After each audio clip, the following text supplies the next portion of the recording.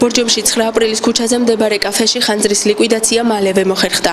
დამწვარია დაახლოებით 5 კვადრატული მეტრი ფართობი. კაფე 1+2-ს პოლიციელების მკვლელობისთვის ბრალდებული შალვა აბულაძე გასულ წელს ამუშავებდა.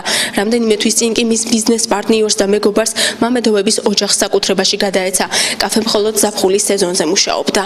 ეს იყო შალვა აბულაძის საკუთრება და ეხლა ჩემია. აპარატურა დაიწვა შიგნით, მაცივარი დაიწვა, მოპედი დაიწვა და პატარა თურმე რაღაცები $2000 საქონელი დაიწვა.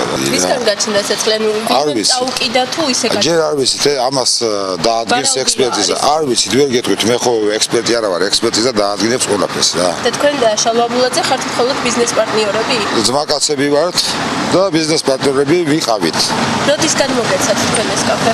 ეს კაფე უკვე გადმომეს თითქმის უკვე 8-9 თვეა რა, 9 თვე წელს მე ვამუშავე ეს ობიექტი რა. პირველად როცა დაიწყო ვის საკუთრებაში იყო? ჩემს საკუთრებაში იყო. როგორც ადგილზე განაცხადეს, ცეცხლი თავდაპირველად დაცვის პოლიციის თანამშრომელმა შენიშნა და მას შემდეგ საგანგებო სიტუაციების მართვის სამსახურში ატყობინა.